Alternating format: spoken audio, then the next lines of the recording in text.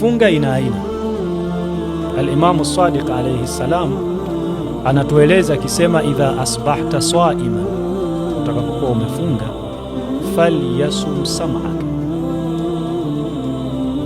ufunge masikio. Hii wataalamu. Kwa hivyo kumbe kufunga sio kuacha kula na kunywa na mengine, hapana. Kufunga, sifa ya funga ya kweli ni lazima ivuke kula na kunywa, kwamba viungo vyako navyo pia uviingize katika swala. Yani kama mimi nitakuwa nimefunga lakini masikio yangu yanasikia haramu, nimejizuia kula, nimejizuia kunywa, lakini nasikiliza utesi, na wasikiliza watu ambao wanawagombanisha wengine, bado kwa mujibu wa kauli ya Imam Sadiq, bado hatujaingia katika funga halisi ambayo Mwenyezi Mungu Subhanahu wa Ta'ala anaitaka, kwa sababu tumesema mwezi wa Ramadhani tupo katika kozi, tupo katika mafunzo, tunajifunza ili tuweze kutoka na jambo. Sasa kumbe tunatakiwa tuchukue mazoezi hata katika haya mambo, na ndio maana Mtume sallallahu alayhi wa alihi wasallam akatwambia katika hutuba yake kwamba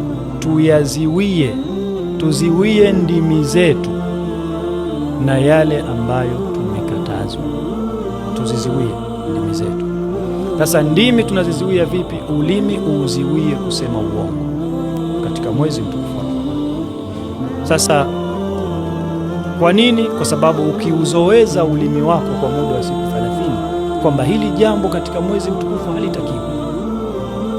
Moja katika mambo ambayo katika jamii yamekuwa ni ya kawaida sana ni swala la utesi, watu kukaa wakimzungumza mtu, ni swala la kawaida sana.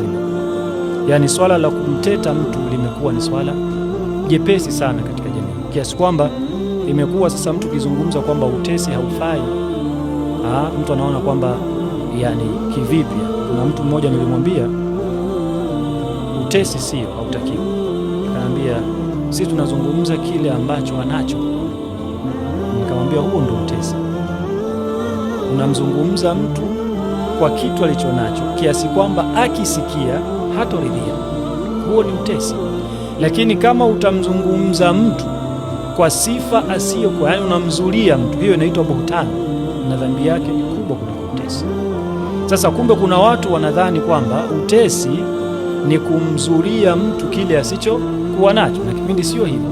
Utesi, dhikruka akhaka bima yakra, ni kumtaja mwenzako kwa kile kitu ambacho akikisikia hatoridhia.